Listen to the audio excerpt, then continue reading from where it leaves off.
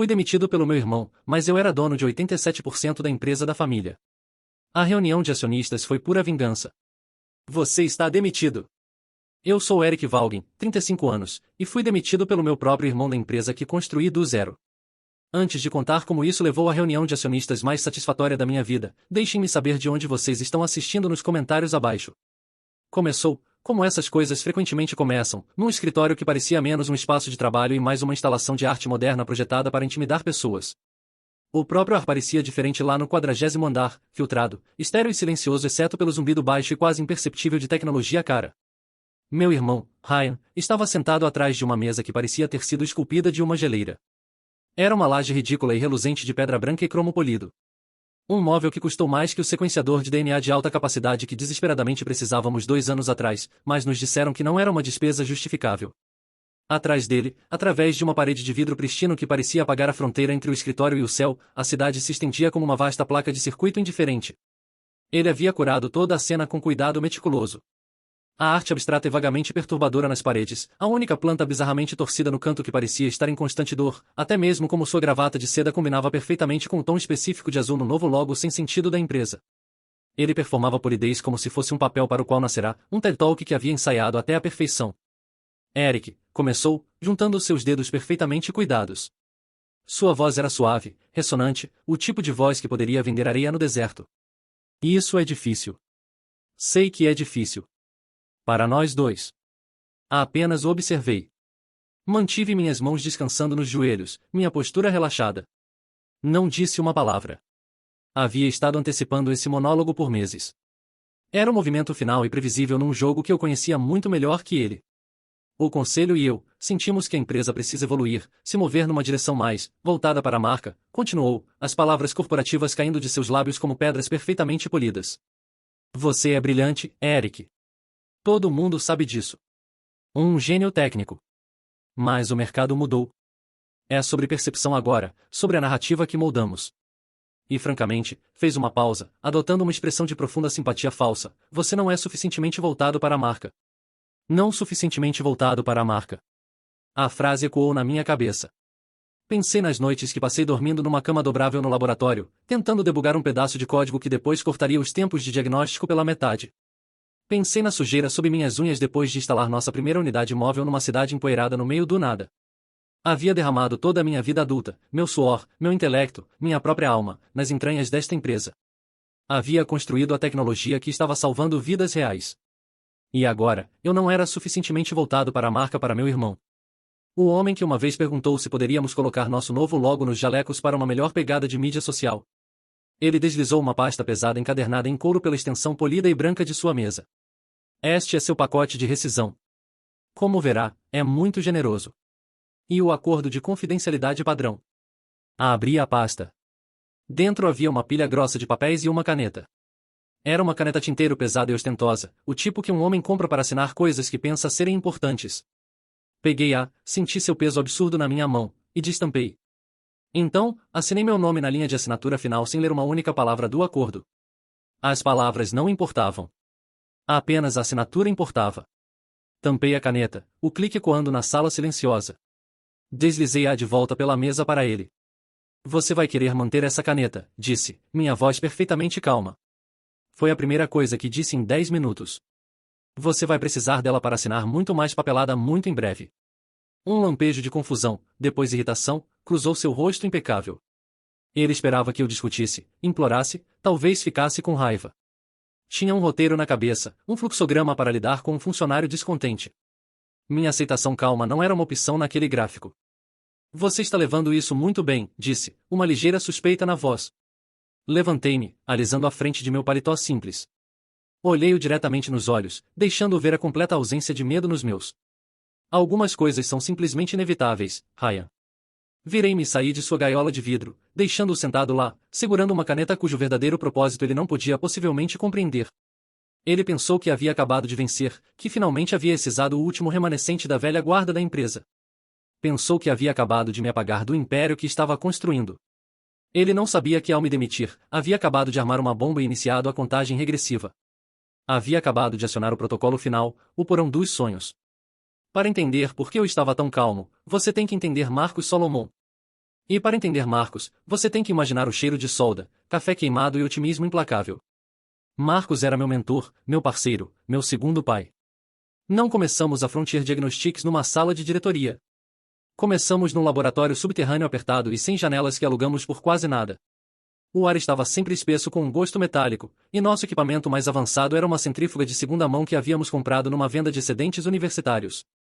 Chamávamos de spinner, e ela balançava tanto que tivemos que parafusá-la no chão.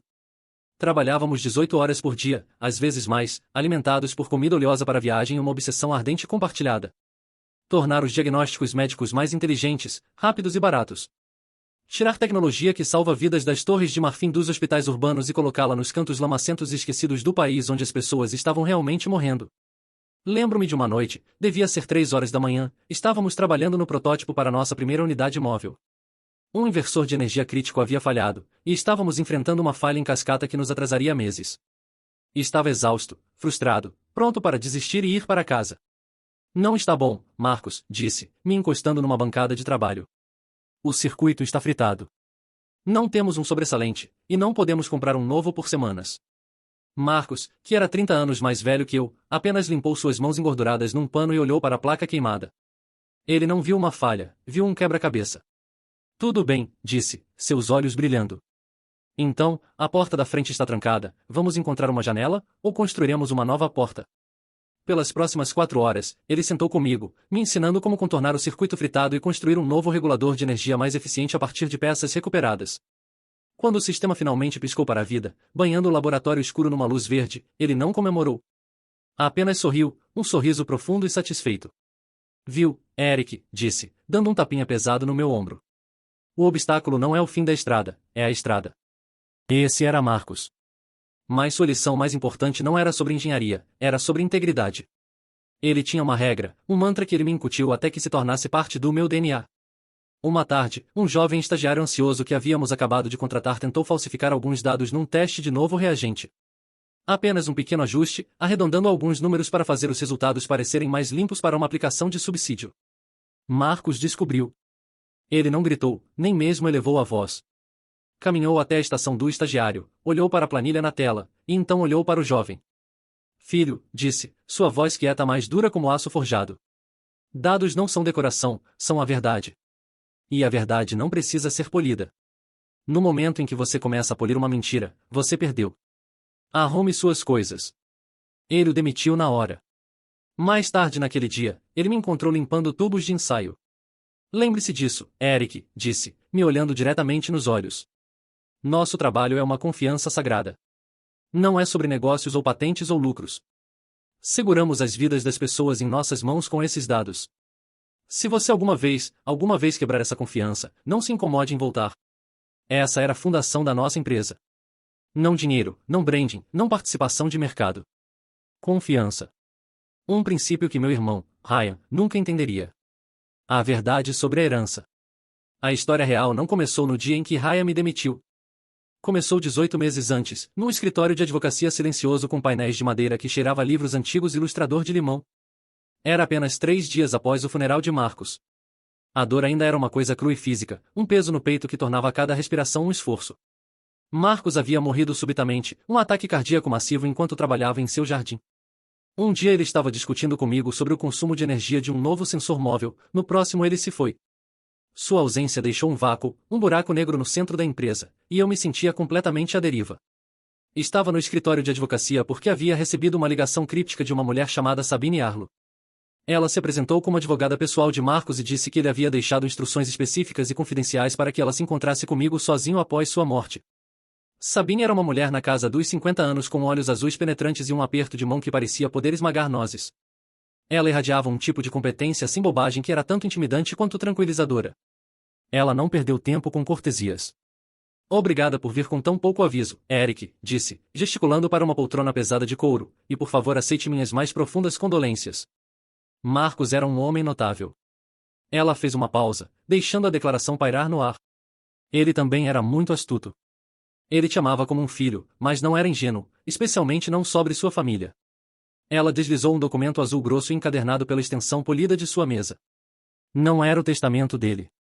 Eu já havia visto aquilo. Ele havia deixado sua casa para uma sobrinha querida e seus pertences pessoais para algumas instituições científicas de caridade. E isso era algo completamente diferente. Como você sabe, Marcos possuía 87% da Frontier Diagnostics, disse Sabine, sua voz caindo para um registro mais sério. Quando ele faleceu, ele não deixou essas ações diretamente para você em seu testamento. Uma herança direta dessa magnitude teria desencadeado um evento fiscal massivo, e francamente, poderia ter sido contestada no Tribunal de Sucessões por sua família por anos. Marcos queria evitar uma guerra, então ele fez algo mais inteligente, muito mais inteligente. Ela bateu no documento azul. Ele colocou toda a sua participação controladora de 87% num traste irrevogável. O Frontier Diagnostics Founding Trust. Eu sou a curadora. Encarei as palavras mal registrando. Um traste. Era uma entidade legal, uma fortaleza construída para proteger algo. Mas o quê? O Estatuto do Traste, seu propósito único e orientador, está estabelecido neste documento, continuou, seu olhar intenso. E é muito simples, Eric. É proteger e defender a missão fundadora da Frontier Diagnostics. A missão que você e Marcos criaram juntos. A missão de salvar vidas, não de construir uma marca. Estava começando a fazer sentido. Um tipo de sentido tonto e brilhante. Marcos não havia apenas deixado para trás uma empresa. Havia deixado para trás um guardião para sua alma. Agora, aqui está a parte difícil, disse Sabine, se inclinando para frente em sua cadeira. Com Marcos se foi, o conselho está em estado de pânico. Seu pai, William, como você sabe, está nesse conselho. Ele tem pressionado pesadamente, tanto publicamente quanto privativamente, para que Ryan assuma como CEO. Senti um nó familiar de frustração e raiva se apertar no meu estômago. Meu pai. Ele sempre havia visto minha paixão pela ciência como um hobby peculiar. Admirava o MBA de Ryan, sua conversa macia, sua rede de amigos em lugares altos. Ele via Ryan como o filho que entendia negócios reais. O argumento do seu pai é que a empresa precisa de uma mão firme no leme, um líder com mentalidade empresarial para acalmar investidores, explicou Sabine. Ele está defendendo que o background de Ryan é exatamente o que é necessário para levar a Frontier ao próximo nível. Ele convenceu uma maioria dos acionistas minoritários. Eles peticionaram formalmente ao Trust para aprovar a nomeação de Ryan. E você vai deixá-los? Perguntei, minha voz subindo com descrença. Você vai entregar a empresa pela qual Marcos e eu sangramos para ele? Ele vai transformá-la numa firma de marketing da noite para o dia. Ele vai despedaçá-la. É aqui que você entra, disse Sabine, sua expressão inflexível. O Estatuto do Trust é um documento legal. Não me permite agir baseado em suposições ou sentimentos pessoais. Mesmo que eu os compartilhe. Requer evidência empírica sólida. Então informei ao conselho que o Trust aprovará a nomeação de Ryan. Meu coração afundou, mas ela disse, erguendo um único dedo, será uma nomeação provisória. Instituiu uma cláusula especial não padrão de revisão de desempenho efetivo em 18 meses, uma revisão medida não pelo preço das ações ou lucros, mas pelas métricas rigorosas do Trust, pela missão fundadora. Eles não sabem os detalhes específicos dessa revisão. Pensam que é uma formalidade. Ela me olhou e seus olhos penetrantes pareciam ver através da minha dor e até o núcleo da minha resolução.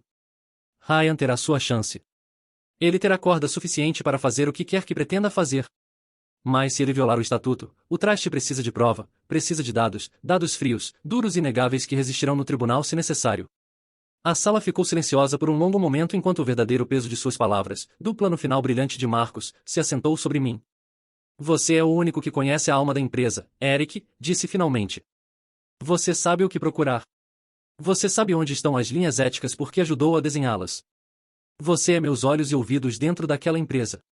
A partir deste momento, você é o investigador-chefe do Trust. Saí daquele escritório de advocacia um homem diferente do que havia entrado. A dor ainda estava lá, uma dor oca no peito, mas agora estava forjada em outra coisa, algo duro e afiado, em determinação. Minha observação passiva era uma mentira. Minha marginalização de 18 meses não era uma história de derrota. Era uma longa, silenciosa missão encoberta. Não era uma vítima esperando ser resgatada. Era um caçador pacientemente esperando, reunindo a evidência de que precisava para honrar o último testamento de meu amigo. Cada comentário desdenhoso de Ryan, cada corte de orçamento para P&D, cada dólar canalizado para uma campanha de marketing inútil não era um insulto. Era a evidência o negócio da família. A dinâmica familiar sempre havia sido complicada, um campo de batalha suburbano educado. Meu pai, William, vinha de uma geração que acreditava que o sucesso era medido pelo tamanho do seu escritório e o título no seu cartão de visita. Ele havia tido uma carreira respeitável como VP de vendas regionais para uma empresa de manufatura, mas sempre havia nutrido um medo secreto de ser visto apenas como uma engrenagem numa máquina. Ele via em Ryan uma chance no legado que sentia nunca ter tido, um líder carismático e ousado que poderia construir um império. Minha mãe, Diana, se importava com aparências. Ela vivia pela glória refletida de seus filhos. Ela adorava contar às amigas no clube de campo que seu filho, Ryan, era CEO de uma empresa de tecnologia de ponta. Soava infinitamente melhor que meu outro filho, Eric, trabalha num laboratório. Eles não eram pessoas más. Eram apenas cegados pelo tipo errado de luz. Alguns meses depois que Ryan assumiu, estávamos todos na casa dos meus pais para o dia de ação de graças. Era sempre o mesmo show, o mesmo roteiro ano após ano. Ryan, conte a todos sobre essa nova parceria que você está forjando na Ásia. Meu pai estrondaria da cabeceira da mesa, brandindo a faca de trinchar como um cetro. Ryan, sempre o performer, se lançaria numa história cheia de nomes impressionantes, palavras-chave estratégicas e projeções vagas sobre penetração de mercado. Minha mãe escutaria, radiante com orgulho radiante que era quase doloroso de assistir. Então, inevitavelmente, o holofote se voltaria para mim por um breve momento simbólico. E você, Eric? Meu pai perguntaria, seu tom mudando de orgulho estrondoso para condescendência gentil. Ainda mexendo com aqueles fios e gadgets lá no laboratório? Acabamos de implantar uma nova unidade de diagnóstico móvel na região dos Apalaches, eu diria, mantendo minha voz calma. Está rodando num novo patch de software que escrevi que aumenta sua velocidade de diagnóstico em 30%. Já ajudou a diagnosticar 3 casos de pulmão negro numa comunidade de mineração que fica a 2 horas de distância do hospital mais próximo. Meu pai apenas assentria, seus olhos já vidrados. Isso é legal, filho. Trabalho muito nobre.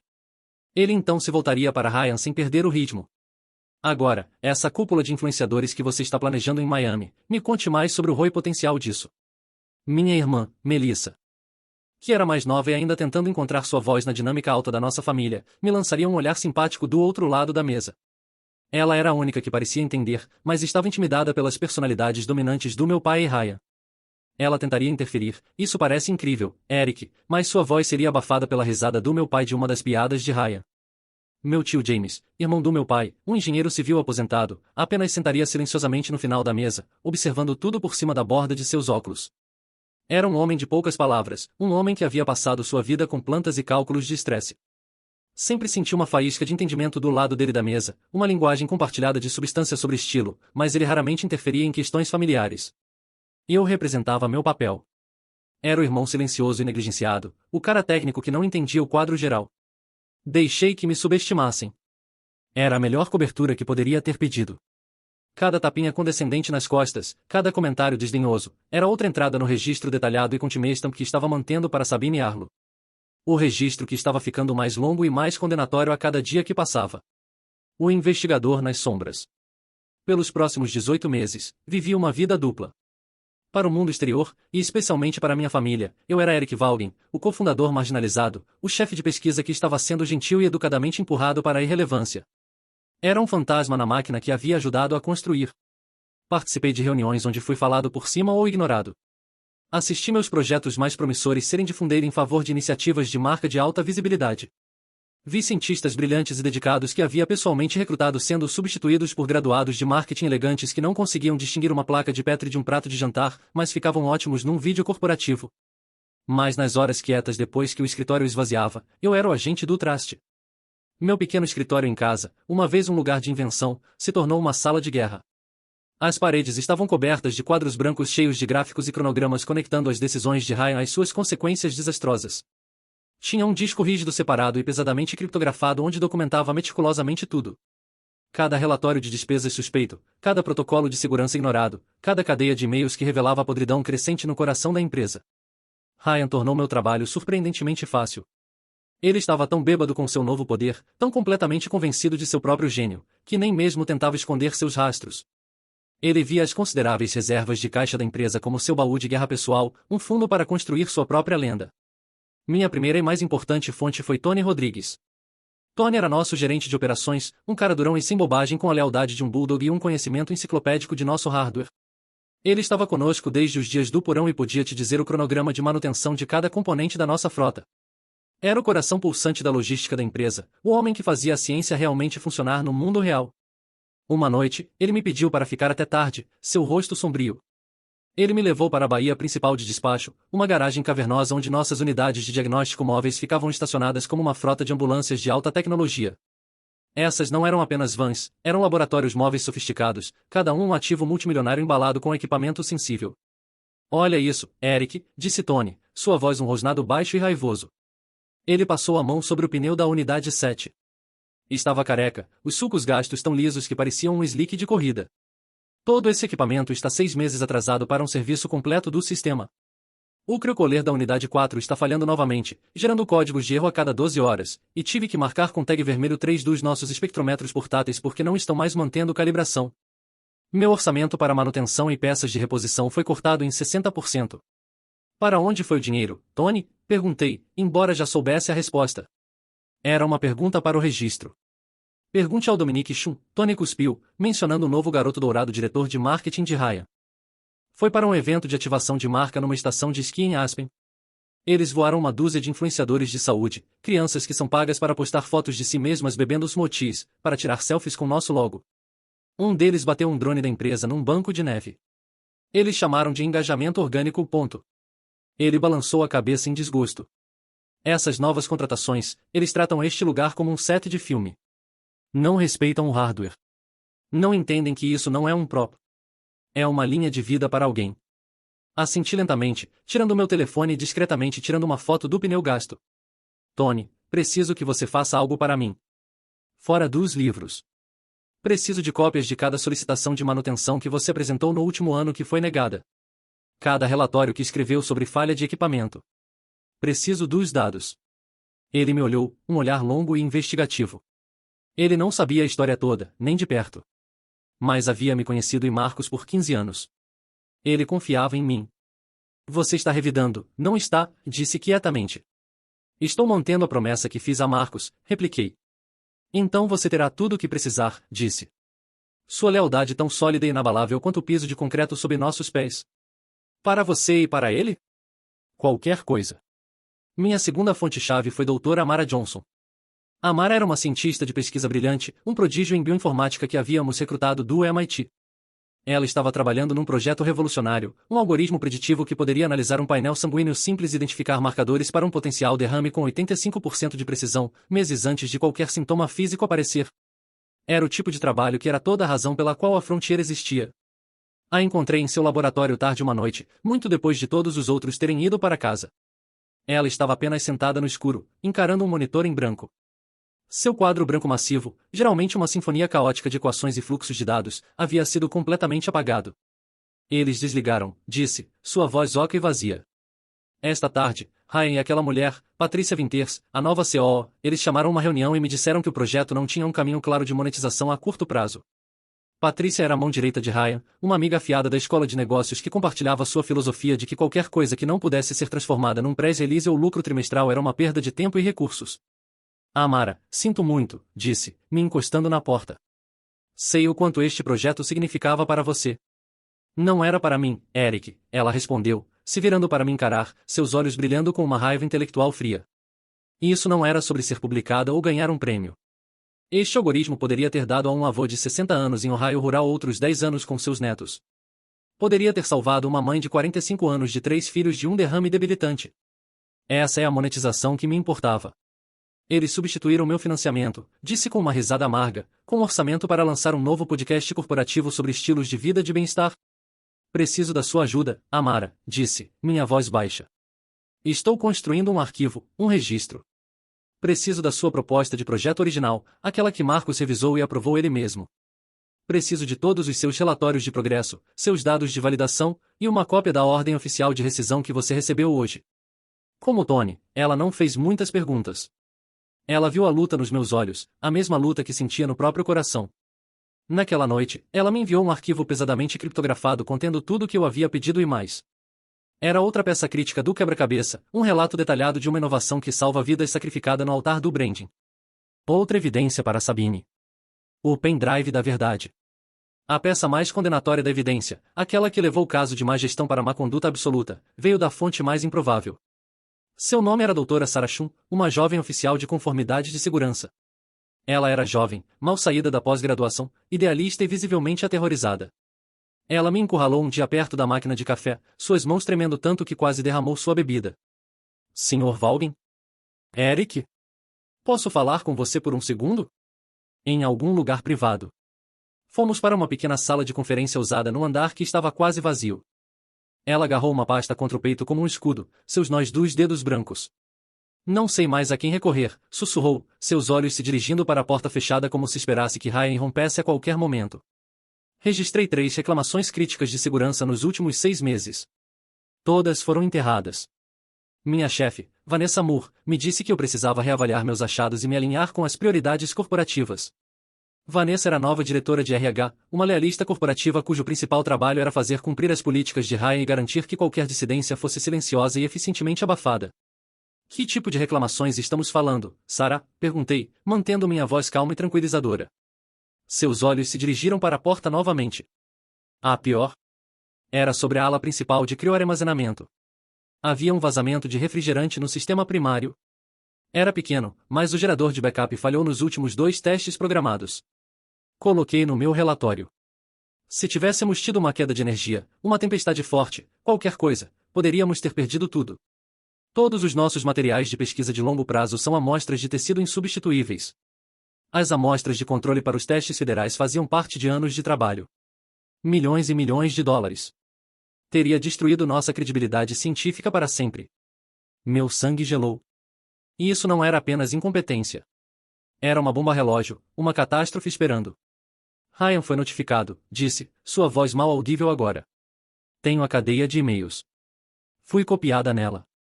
Enviei meu relatório diretamente para minha chefe, Vanessa, que o encaminhou para Ryan. Ryan então o encaminhou para Lawrence Edwards, o CFO. A única resposta foi de Lawrence, e foi uma resposta para todos. Dizia, o custo de uma atualização completa do sistema não está no orçamento do trimestre atual. Reavaliaremos no próximo ano fiscal. Eles simplesmente ignoraram. Ignoraram um desastre potencial para economizar dinheiro para o relatório trimestral. Lawrence Edwards era um sobrevivente, um cara meticuloso de números que era esperto o suficiente para saber que Ryan era um desastre, mas se importava mais em se proteger do que fazer a coisa certa. Ele documentava tudo, criando uma trilha de papel para cobrir sua própria pele, e este e-mail era um exemplo perfeito. Sarah, você pode me conseguir essa cadeia de e-mails? Perguntei, minha voz baixa e urgente. E cópias dos seus relatórios originais não editados? Ela hesitou, mordendo o lábio inferior. Posso perder meu emprego. Tenho empréstimos estudantis. Minha carreira. Eles poderiam me colocar numa lista negra. Entendo o risco, disse suavemente, olhando-a diretamente nos olhos. Não vou mentir para você, mas e se esse vazamento acontecer novamente e não for detectado desta vez? E se todo esse trabalho, todo esse potencial para ajudar pessoas, for perdido para sempre porque todos estávamos com muito medo de falar? Quanto vale uma carreira então? Deixei a pergunta pairar no ar e saí da sala. Não a pressionei. A escolha tinha que ser dela. Na manhã seguinte, um pequeno pendrive USB prateado não marcado estava sentado na minha mesa, colocado ordenadamente ao lado do meu teclado. Não precisei adivinhar de quem era. Levei para casa, e naquela noite, o pluguei no meu laptop seguro. Continha tudo.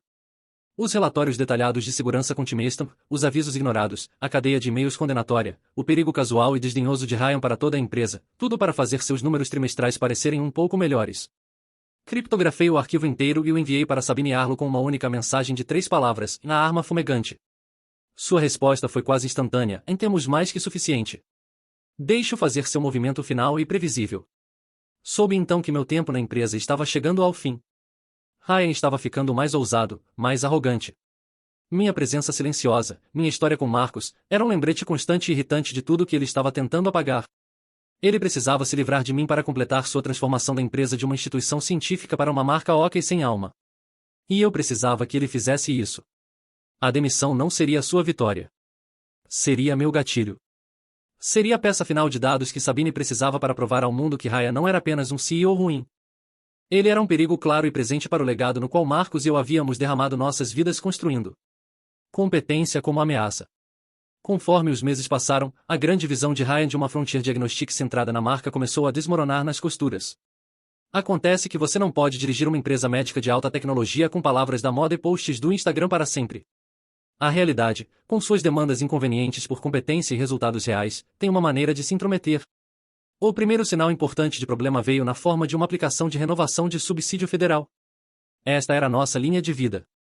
Era para nosso programa principal de diagnósticos remotos, um subsídio que havíamos mantido por 10 anos consecutivos. Era um documento gigantesco, altamente técnico, e exigia centenas de páginas de dados de desempenho validados, protocolos de segurança e registros operacionais detalhados. Era o tipo de coisa que eu costumava lidar com Marcos durante um longo fim de semana, alimentado por café e um amor compartilhado pelos detalhes intrincados. Ryan, numa jogada de arrogância suprema, atribuiu toda a aplicação ao seu diretor de marketing, Dominique Chun. Dominique, que era um gênio em projetar logos elegantes e escrever press-releases cativantes, tratou a aplicação de subsídio como outra peça de copy publicitário. Vi um rascunho que ele estava circulando. Era horrível. Estava cheio de frases sem sentido como sinergizando nossa disrupção de saúde com engajamento de paciente de próxima geração e realizando um novo paradigma de monetização de bem-estar. Ele havia substituído dados duros com fotos e estoque de atores sorrindo em jalecos. Ele perdeu os 2 primeiros prazos para submeter os dados de desempenho exigidos, principalmente porque não entendia o que os dados significavam ou onde encontrá-los. 2 semanas antes da data final de submissão, recebi uma ligação frenética e extraoficial do meu antigo contato na agência de subsídios, um homem chamado Dave. Eric, que diabos está acontecendo aí? Dave perguntou, sua voz estressada. Esta aplicação é uma piada completa. Lê como um folheto para um filme de ficção científica ruim. Está faltando todas as seções críticas de dados. Vocês vão perder este subsídio. Estou te dizendo agora mesmo, está indo para a pilha de rejeição. Isso é um buraco de 5 milhões de dólares no seu orçamento anual, não é? Soube que tinha que intervir, mas tinha que ser uma operação fantasma. Não podia deixar Ryan saber que estava trabalhando contra seu tenente escolhido. Passei as próximas 48 horas trancado no meu escritório em casa, trabalhando sem dormir. Puxei os dados reais e não adulterados dos arquivos seguros que havia estado meticulosamente mantendo. Reescrevi toda a seção técnica de 150 páginas, retirando cada uma das palavras-chave idiotas de Dominique e substituindo-as pelos fatos frios e duros do nosso desempenho, nosso registro de segurança e nossas taxas de sucesso. Compilei tudo num PDF limpo e o enviei para David um novo endereço de e-mail anônimo.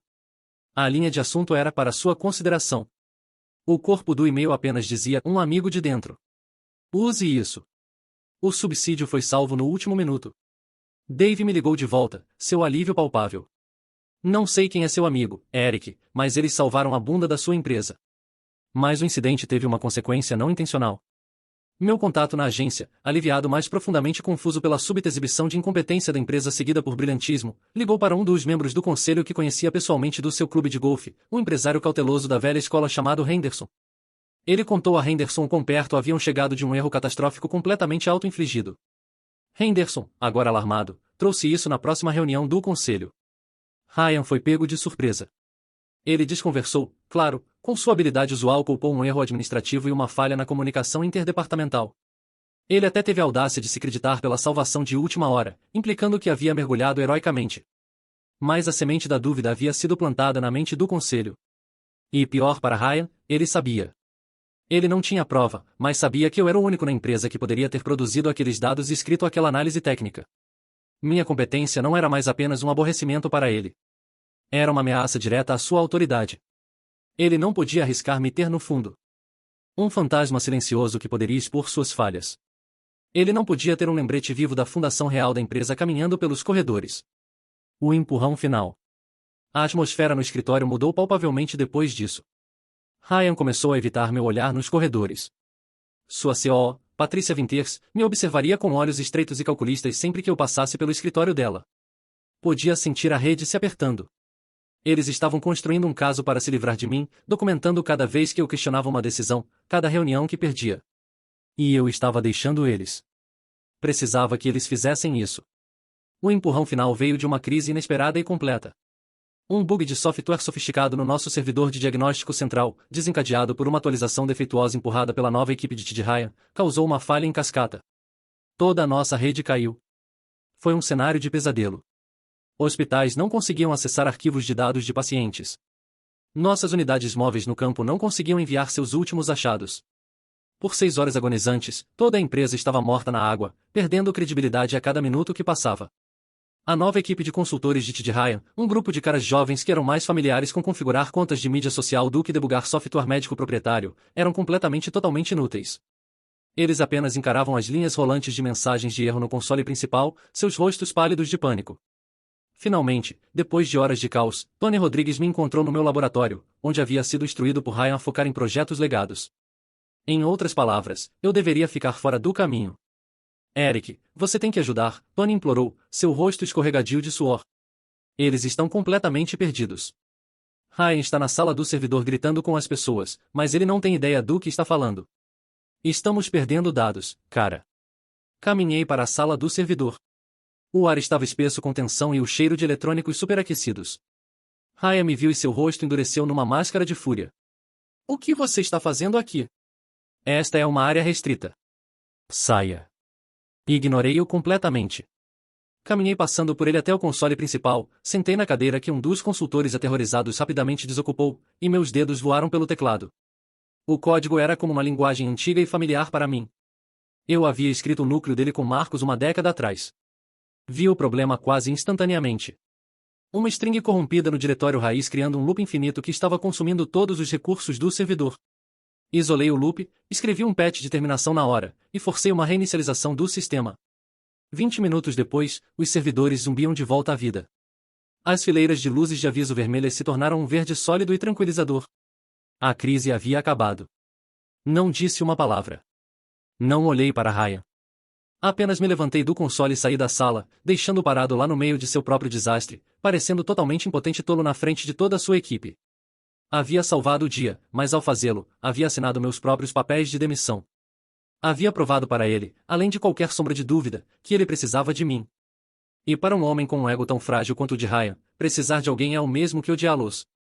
Ele não podia tolerar qualquer um na empresa sabendo que ele, o grande CEO, não estava no controle.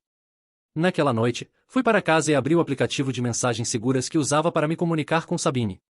Digitei uma mensagem curta e simples, e ele vai fazer isso. Não tem escolha agora.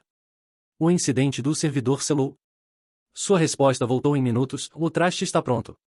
Deixe-o. 2 dias depois, sua assistente ligou e me convocou para seu escritório com paredes de vidro. O palco estava montado. A peça final da minha investigação de 18 meses estava prestes a ser entregue numa bandeja de prata. A performance.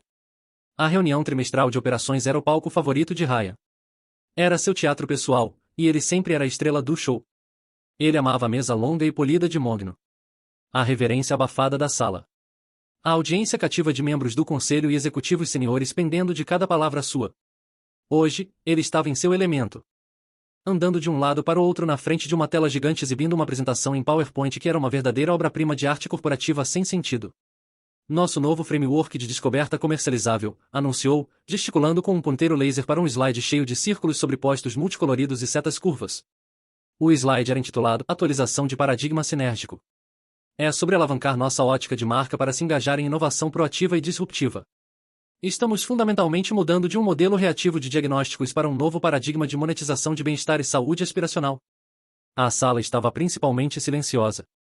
Os membros do conselho, uma coleção de homens mais velhos internos conservadores, pareciam profundamente confusos ou profundamente entediados. Podia ver Henderson, o membro do conselho que havia sido avisado sobre a aplicação de subsídio, rabiscando furiosamente num bloco de notas, uma carranca profunda no rosto.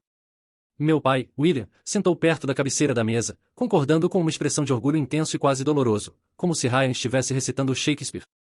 Ele não entendia uma única palavra do jargão, mas amava absolutamente o som do sucesso de seu filho. Fiquei do lado de fora das portas pesadas e fechadas, meu coração martelando contra minhas costelas. Não era um ritmo de medo, mas de pura antecipação não adulterada. Ao meu lado, Sabine Arlo ficou perfeitamente imóvel, seu rosto tão calmo e legível quanto uma estátua de granito. Ela segurava uma única maleta de couro fina ao lado. Pronto? Perguntou quietamente, seus olhos azuis encontrando os meus. Dei um único aceno afiado. É hora. A interrupção. Sabine empurrou a porta sem bater e nós entramos. O efeito foi instantâneo e absoluto. Cada cabeça na sala se virou para nós. Ryan parou no meio da frase, sua boca pendurada ligeiramente aberta, o ponteiro laser ainda apontado para seu gráfico sem sentido. O silêncio súbito e profundo era ensurdecedor. Qual é o significado disso? Ele gaguejou, seu rosto ficando vermelho profundo e manchado. Esta é uma reunião fechada do conselho. Segurança. Meu pai começou a se levantar de sua cadeira, seu rosto uma máscara de confusão e raiva. Eric, em nome de Deus, o que você está fazendo aqui? Você não trabalha mais aqui. Sabine ignorou ambos. Ela caminhou com um passo calmo e deliberado para a cabeceira da mesa, colocando sua maleta na madeira polida com um clique suave e definitivo. Ela não olhou para Ryan ou meu pai. Ela se dirigiu à sala inteira, sua voz clara e comandante, facilmente preenchendo o espaço. Bom dia, senhoras e senhores, disse. Meu nome é Sabine Arlo. Para aqueles de vocês que não tive o prazer de conhecer, sou a curadora legal do Frontier Diagnostics Holding Trust, que, como sabem, detém uma participação controladora de 87% nesta empresa. Uma onda nervosa de murmúrios se espalhou pela sala. Os membros do conselho trocaram olhares inquietos. Eles sabiam sobre o Trust, claro, mas sob o mandato de Ryan, haviam sido encorajados a pensar nele como um parceiro passivo e silencioso, uma tecnicidade legal do passado. Nunca haviam conhecido a curadora. Nunca haviam sido lembrados de seu poder. Conforme o estatuto legalmente vinculante do Trust, Sabine continuou, sua voz tão afiada e precisa quanto um bisturi enquanto abria sua maleta, a nomeação provisória do Sr. Ryan Vaughan como CEO estava sujeita a uma revisão de desempenho de 18 meses. Esse período de revisão agora terminou, e o Trust está agora exercendo seus direitos de voto baseados nos resultados dessa revisão. A cor drenou completamente do rosto de Ryan. Ele parecia como se o chão tivesse acabado de cair sob seus pés. Provisória? Do que você está falando? Isso foi uma formalidade. Esta é minha empresa. Pelo contrário, Sr. Vaughan, disse Sabine, sua voz caindo para uma calma gelada que era mais aterrorizante que qualquer grito. Esta nunca foi sua empresa. Sempre pertenceu à missão.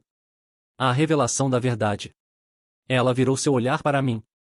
O Trust contratou um consultor independente para apresentar seus achados ao conselho. Sr. Eric Vaughan. Caminhei para a frente da sala, meus passos o único som. Carregava um simples pendrive USB prateado não marcado. Deslizei-o na porta do laptop conectado ao projetor massivo. O slide colorido e sem sentido de Ryan desapareceu, substituído pela página de título austera em preto e branco de um documento. Relatório para o curador em uma revisão operacional e ética de 18 meses da Frontier Diagnostics. Ryan falou sobre ótica de marca, comecei, minha voz firme e clara, me dirigindo ao conselho diretamente. Vamos falar sobre algumas óticas que ele pode ter perdido no último ano e meio. O primeiro slide apareceu. Era um gráfico de linha simples e brutal. Uma linha, num verde berrante, mostrava o orçamento de marketing e desenvolvimento de negócios da empresa sob Ryan, subindo quase num ângulo vertical. A outra linha, num vermelho gritante, mostrava o orçamento combinado para manutenção de equipamento e P&D despencando para baixo. Enquanto Ryan estava gastando 1,2 milhão de dólares em cúpulas de influenciadores, consultores de rebranding e estes móveis de escritório muito impressionantes, disse, clicando para o próximo slide, que mostrava cópias escaneadas de alguns dos relatórios de despesas mais ultrajantes, incorremos num aumento de 400% em falhas críticas de equipamento em nossa frota móvel. Passei para o próximo slide. Mostrava a aplicação de subsídio federal para o programa de diagnósticos remotos. De um lado da tela estava a versão rejeitada de Dominique Shen, com suas palavras-chave ridículas destacadas em amarelo. Do outro lado estava a análise técnica limpa e baseada em dados que havia submetido anonimamente. Chegamos a 48 horas de perder um subsídio federal de 5 milhões de dólares, um subsídio que esta empresa detém há uma década devido à incompetência grosseira e sistêmica, um erro que foi escondido deste conselho. Henderson, o membro do conselho, acenou sombriamente, olhando diretamente para Ryan. Ryan estava de pé agora, sua voz tremendo de raiva. Isso é calúnia. Essa é informação proprietária. Você roubou isso. Ele é um ex-funcionário descontente com machado para amolar. Não roubei nada, Ryan, disse, encontrando seu olhar em pânico sem piscar. Apenas mantive uma cópia do meu trabalho, o trabalho pelo qual você e sua equipe estavam levando crédito. Virei-me de volta para o conselho. A pergunta real não é como consegui essa informação. A pergunta é por que vocês, o conselho, nunca a receberam. Guardei a peça mais poderosa para o final. O slide final mostrava uma cópia escaneada do relatório detalhado de segurança da doutora Sarah Shen sobre a falha crítica iminente na ala de armazenamento criogênico. Ao lado estava a cadeia de e-mails, com o nome de Ryan claramente visível no campo para. Meu ponteiro laser destacou sua resposta de uma linha para seu CFO, e não podemos deixar gastos de capex machucarem o relatório do Q3. Adiar. E isso, disse, minha voz baixa e séria, é o relatório detalhando uma falha crítica em nossa principal instalação de armazenamento criogênico.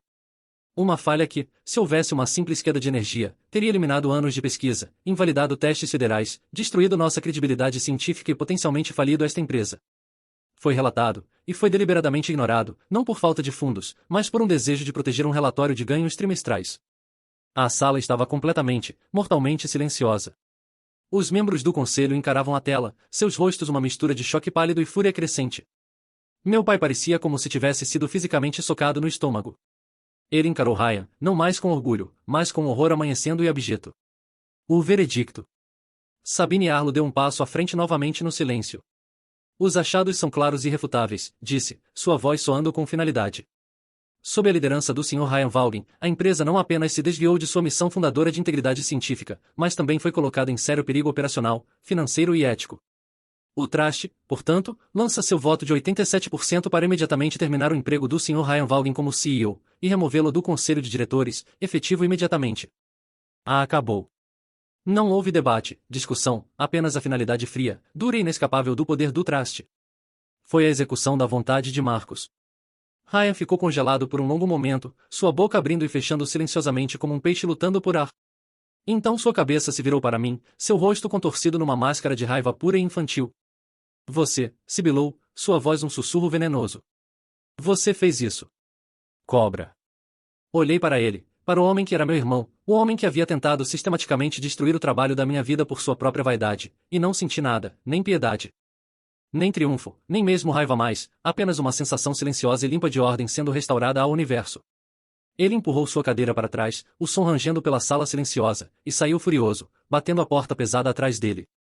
O som ecoou o fim de seu reinado curto e desastroso, o reinado construído numa fundação de mentiras que havia acabado de ser demolida pelo poder simples e brutal da verdade. A ameaça vazia. Do lado de fora da sala de conferência, no corredor carpetado e silencioso ridiculamente caro, Ryan estava me esperando. A fúria não havia diminuído. Se alguma coisa, havia azedado numa expressão venenosa e desesperada. Você acha que é tão esperto, não acha? Cuspiu, cutucando um dedo agressivamente no meu peito. O gesto era tão juvenil que quase sorri. Se escondendo nas sombras, tramando como uma pequena cobra. Você vai se arrepender disso, Eric. Juro por Deus, vai. Vou garantir isso. Vou arrastar seu nome, o nome desta empresa, pela lama. Vou falar com cada repórter, cada blogueiro. Vou contar como você orquestrou essa coisa toda por ciúme. Você será arruinado. Ele estava tentando me ameaçar para encontrar algum último fragmento de alavancagem. Tentou trazer segredos de família, nossos pais, qualquer coisa que pudesse pensar para conseguir uma reação. Olhei para baixo para seu dedo tremendo, então de volta para seu rosto, que estava manchado e pálido. O CEO carismático e confiante se foi. Em seu lugar estava apenas um homem assustado e raivoso que havia acabado de perder seu brinquedo favorito. O irmão com quem cresci, aquele com quem construí fortes no quintal, se foi há muito tempo. Esta pessoa era um estranho, uma casca vazia cheia de nada além de ego e ressentimento. Você não é tão significativo, Ryan, disse, minha voz quieta mais firme. Não estava tentando ser cruel. Era simplesmente a verdade. Suas ameaças eram sem sentido porque ele era sem sentido para a missão agora. As palavras o atingiram mais forte que um golpe físico. Ele realmente recuou como se eu o tivesse golpeado. Sua vida inteira, todo o seu senso de si mesmo, havia sido construído na crença central de que ele era significativo, que era o centro de cada sala em que entrava. Ser dito tão calmamente que era irrelevante foi uma ferida que seu ego não conseguia compreender. Ele me encarou por um longo momento silencioso, sua boca trabalhando, procurando uma resposta, algum comentário cortante, mas não havia nada. Ele não tinha poder aqui, nenhuma alavancagem, nenhuma audiência para performar. Era apenas um homem que havia sido demitido de um trabalho para o qual nunca foi qualificado. Ele se virou, seus ombros curvados em derrota, e marchou em direção ao elevador, um rei aspirante sem reino para governar. Essa foi a última vez que o vi na empresa. O Tribunal da Família. A tempestade real, aquela que eu havia temido muito mais que o confronto da sala de diretoria, estourou naquele fim de semana. Meus pais me convocaram e minha irmã, Melissa, para a casa deles para o que minha mãe chamou de discussão familiar. Eu sabia o que era. Era um tribunal, e eu era o que estava sendo julgado. Sentamos na sala de estar formal, um espaço tipo museu com móveis nos quais ninguém nunca sentava e fotos de uma família feliz e sorridente que parecia uma mentira. Minha mãe estava chorando suavemente num lenço de seda, dava em olhos que estavam vermelhos com uma mistura de dor e raiva. Meu pai estava andando de um lado para o outro na frente da lareira apagada, seu rosto uma nuvem de tempestade de fúria reprimida. Como você pôde? Minha mãe começou, sua voz tremendo com acusação enquanto fixou seu olhar em mim. Ele é seu irmão, sua própria carne e sangue. Você se levantou na frente de todas aquelas pessoas, seus colegas, seu pai, e o humilhou. Você destruiu sua carreira, sua reputação, tudo pelo que ele trabalhou. Tudo por quê? Por alguma vingança mesquinha porque você estava com ciúme do sucesso dele. Isso não foi sobre vingança, mãe, disse, minha voz tão calma quanto conseguia. Isso nunca foi sobre ciúme. Ryan estava levando a empresa para o buraco. Ele estava colocando o trabalho das pessoas, seus sustentos, e potencialmente sua saúde em risco. Bobagem, meu pai rugiu, girando nos calcanhares para me encarar, seu rosto corado. Isso é mentira.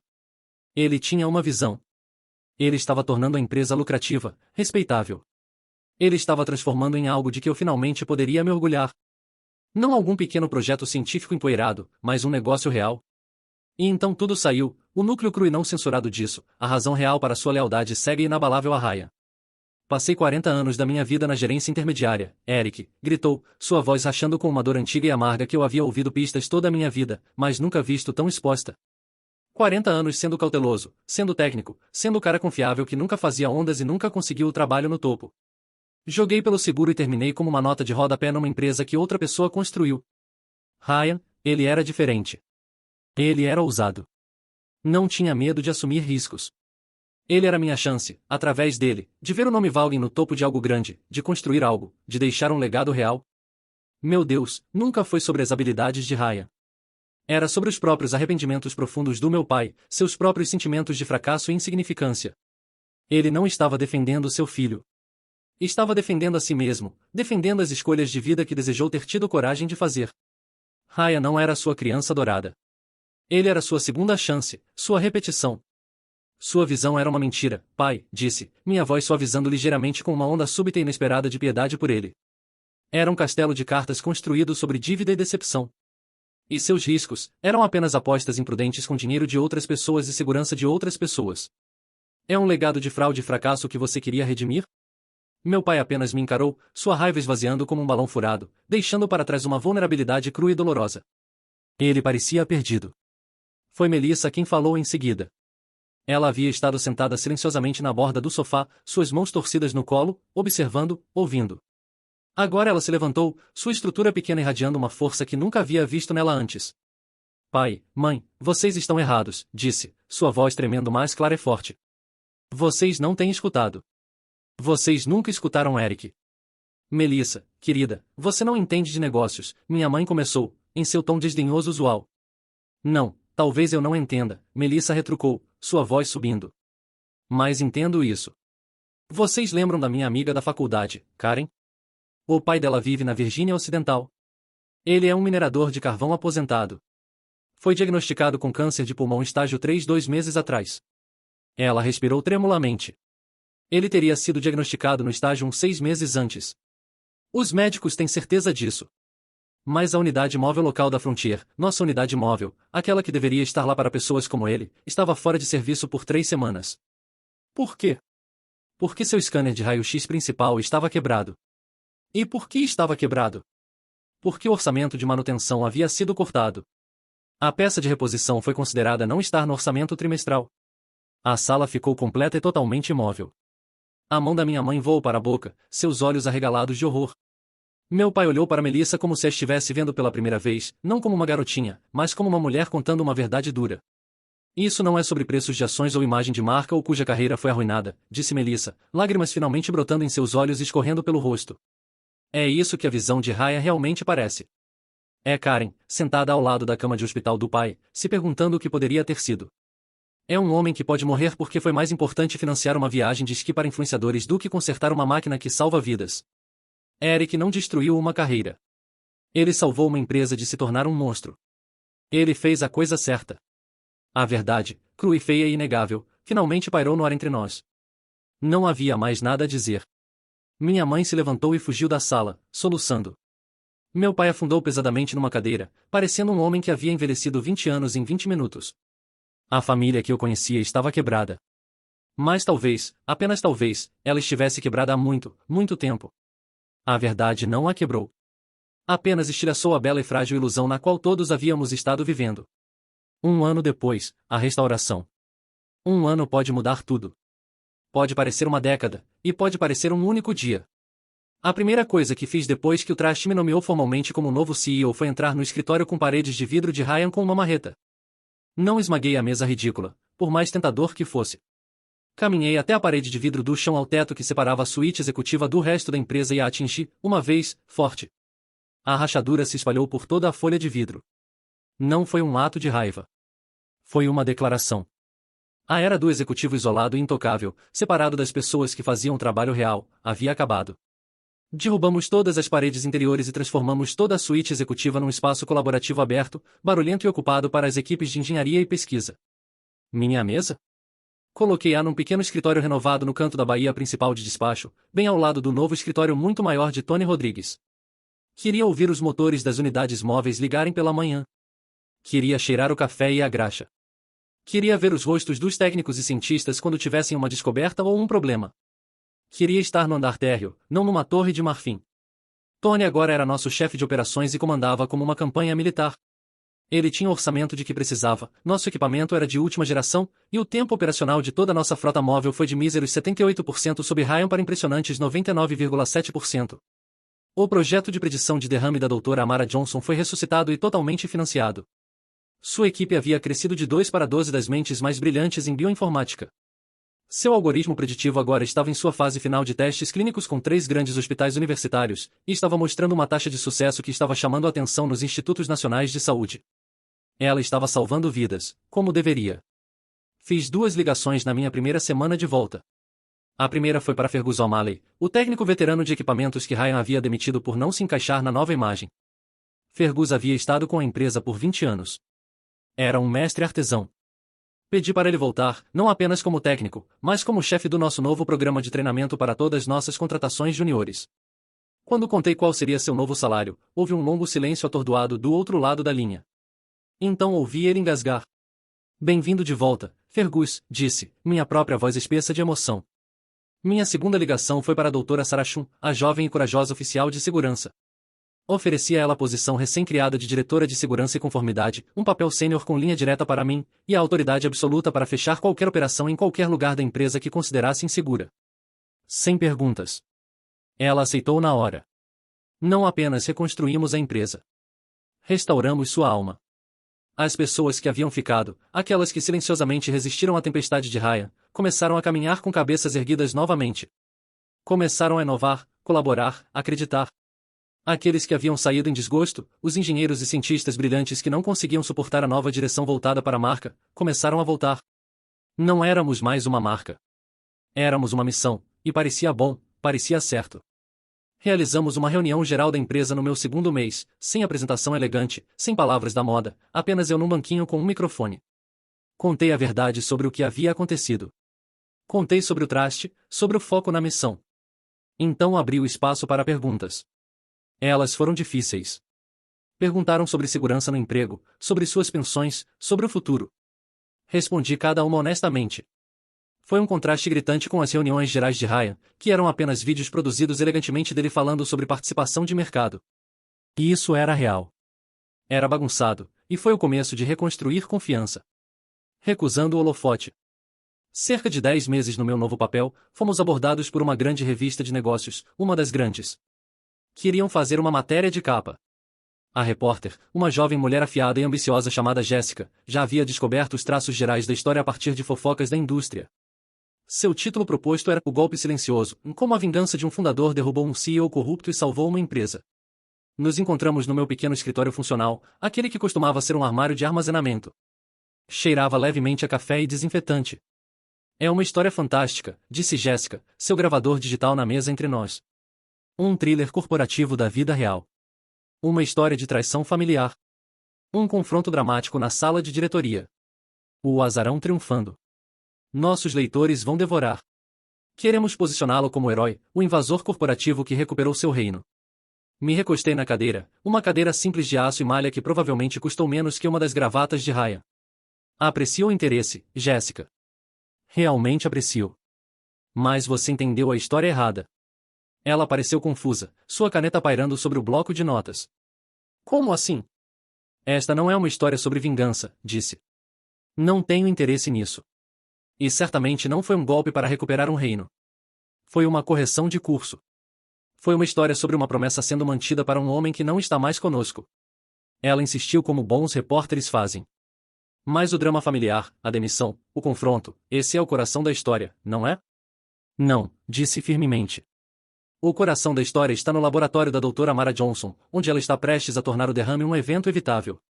Está na nossa baía de despacho, onde Tony Rodrigues tem nossa frota funcionando tão eficientemente que cortamos os tempos de resposta de diagnóstico de emergência em média de 3 horas. Está no trabalho que Fergus O'Malley faz todos os dias, ensinando técnicos jovens que qualidade e integridade importam mais que velocidade. O herói desta história não sou eu, concluí, olhando-a diretamente nos olhos. É o trabalho. Sempre foi. Jéssica saiu parecendo pensativa. O artigo que saiu um mês depois foi muito diferente do que ela havia proposto primeiro. O título era, sem crédito, apenas vou em A Liderança Silenciosa que restaurou a missão da Frontier Diagnostics. Não mencionou meu irmão pelo nome uma vez. Focou na ciência, nas pessoas e na missão. Era a única história que jamais me interessei em contar. Um reconhecimento silencioso. O momento mais significativo daquele ano tumultuoso inteiro não aconteceu numa sala de diretoria ou nas páginas de uma revista. Aconteceu numa tarde chuvosa de terça-feira em novembro. Meu tio James, o irmão engenheiro silencioso e aposentado do meu pai, apareceu no escritório sem avisar. Estava segurando 2 copos de papel fumegantes de café de um restaurante local que ele gostava. Nunca havia me visitado no trabalho antes. Nem uma vez em todos os anos. Imaginei que você poderia usar isso, disse, me entregando um copo. Era preto, sem açúcar, exatamente como gosto. Ele lembrou. Ficamos perto da grande janela da baía no meu escritório, observando a chuva escorrer pelo vidro, olhando para o pátio de despacho onde os técnicos em capas de chuva amarelas estavam preparando uma unidade móvel para sua próxima implantação. Não falamos por alguns minutos, apenas observamos o trabalho silencioso e focado. Sabe, disse finalmente, sua voz rouca de anos de desuso. Seu pai, ele sempre foi um vendedor. Muito bom. Podia vender qualquer coisa, mas nunca realmente entendeu como as coisas funcionavam. Sempre teve medo da sala de máquinas.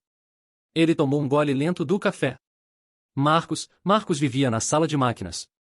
Ele sabia que era lá que estava o poder real. Não no discurso de vendas, não no logo chique. Nas engrenagens e fios e código. Em fazer algo que funcionasse, algo que durasse. Ele me olhou, e seus olhos, tão parecidos com os do meu pai mas tão diferentes em sua claridade silenciosa, tinham um respeito profundo e inabalável. Ele compartilhou uma breve memória dele e Marcos discutindo amigavelmente sobre um esquema 20 anos atrás. Ele era um bom homem. Um verdadeiro engenheiro. Ele terminou seu café e colocou o copo vazio na minha mesa. O que você fez aqui, Eric? Você honrou a sala de máquinas. Você honrou Marcos. Nunca deixe os fantasmas do seu pai te fazer duvidar disso por um segundo. Ele me deu um tapinha firme e surpreendente no ombro e saiu tão silenciosamente quanto havia chegado. Não foi uma promoção ou um trimestre recorde de vendas. Foi uma simples xícara de café e algumas palavras honestas de um homem que eu respeitava mais do que ele sabia. E pareceu a maior vitória de todas. Justiça, não vingança. O capítulo final da história de Ryan chegou não com um estrondo ou confronto dramático, mas com um e-mail silencioso e de aparência oficial que chegou na minha caixa de entrada numa manhã de quarta-feira. Era de Sabine Arlo. A linha de assunto era simples, profissional e devastadora, em atualização em escritório do Procurador dos Estados Unidos. O corpo do e-mail me informava que, baseado nos achados abrangentes da auditoria interna que havia comissionado e subsequentemente entregado às autoridades, o escritório do Procurador dos Estados Unidos havia formalmente apresentado acusações federais contra meu irmão. A lista era longa e condenatória. Fraude eletrônica, fraude de valores mobiliários, peculato. A investigação havia descoberto uma teia de decepção que ia ainda mais fundo do que eu havia percebido. Havia propinas de fornecedores disfarçadas como taxas de consultoria, relatórios de despesas fraudulentos para viagens luxuosas de desenvolvimento de negócios que não eram nada mais que férias de luxo, e um esforço sistemático para enganar investidores com métricas de desempenho falsificadas. O e-mail notou que Lawrence Edwards, o CFO perpetuamente nervoso, havia cooperado totalmente com a investigação em troca de imunidade. Ele havia entregado seus arquivos secretos meticulosamente mantidos, um registro detalhado e contimestro de cada diretiva antiética que jamais havia recebido de Ryan. Ele havia se salvado exatamente como sempre planejou. Li o e-mail 2 vezes, depois uma terceira. Não senti nenhuma onda de triunfo, nenhuma sensação satisfatória de eu disse a vocês. Havia apenas uma sensação silenciosa e sombria de um fim. Uma consequência lógica, necessária e triste. Tive um pensamento fugaz sobre como seria ficar num tribunal para potencialmente testemunhar contra meu próprio irmão. A ideia deixou uma sensação fria e pesada no fundo do meu estômago. E isso não era uma vitória. Era uma tragédia nascida da arrogância e uma bússola moral quebrada. Aprendi então, naquele momento silencioso, a diferença profunda entre justiça e vingança. Vingança é uma busca quente, pessoal e ultimamente vazia. Justiça é fria, impessoal e necessária para que as coisas sejam colocadas no lugar novamente. Ryan não havia sido derrotado por mim. Havia sido derrotado por suas próprias ações, pelas escolhas que fez todos os dias por 18 meses. Os dados simplesmente contaram a história que ele havia escrito para si mesmo. Meus pais nunca realmente se conformaram. Minha mãe me liga nos feriados e no meu aniversário. Nossas conversas são tensas, educadas e cheias dos vastos espaços vazios de coisas não ditas. Falamos sobre o tempo. Falamos sobre o jardim dela. Nunca falamos sobre Ryan. Meu pai e eu não trocamos uma palavra desde aquele dia terrível na sala de estar deles. O abismo entre seu mundo de aparências e meu mundo de substância é amplo demais para cruzar. Às vezes uma família quebra de uma maneira que não pode ser consertada, e você tem que aprender a viver com os pedaços irregulares. Melissa, por outro lado, encontrou sua vocação nos destroços. Ela deixou seu trabalho de marketing sem alma e agora comanda nosso programa expansivo de alcance comunitário da empresa. Ela trabalha diretamente com as comunidades carentes que nossas unidades móveis servem, garantindo que recebam o cuidado de que precisam. Ela encontrou sua voz naquele dia na casa dos meus pais, e tem usado para falar por outros desde então. Ela é o melhor de todos nós. O legado no céu. Esta manhã, fiquei na pista do nosso pequeno aeródromo da empresa.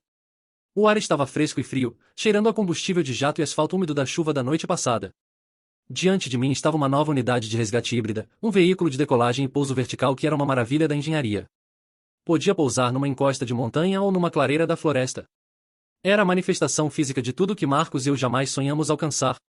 O próprio Fergus O'Malley estava fazendo a verificação final de pré-voo, seu rosto brilhando com o orgulho de um artesão. Ele havia passado a última semana pintando meticulosamente algo no nariz. Não era o logo corporativo novo e elegante. Era um indicativo de chamada simples, pintado à mão e estampado em Pathfinder 1. Era o antigo indicativo de chamada de Marcos dos dias do porão, de uma época quando a empresa não era nada mais que uma ideia e uma promessa. Assisti enquanto os pilotos subiam a bordo e os rotores começaram a girar, lentamente no início, depois construindo para um rugido poderoso e ensurdecedor que vibrava através das solas dos meus pés.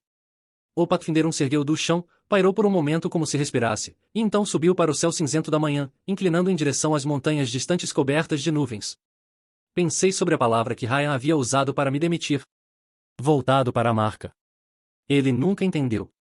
Uma marca é uma reputação que você compra com dinheiro e publicidade. Um legado é uma reputação que você ganha com suor e integridade. É ganho nas horas tardias no laboratório, nas discussões acaloradas sobre dados, na coragem de fazer a coisa certa quando ninguém está olhando. É ganho na integridade silenciosa e inabalável de homens como Marcos Solomon e Fergus O'Malley e Tony Rodrigues. Ryan queria possuir uma empresa. Eu apenas queria construir uma.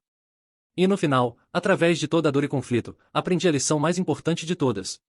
Propriedade verdadeira não é um nome num certificado de ações. Não é sobre herança ou controle legal ou um título numa porta. É uma responsabilidade, uma confiança sagrada. Olhei para o céu, para a forma que desaparecia do Pathfinder 1 enquanto sumia nas nuvens.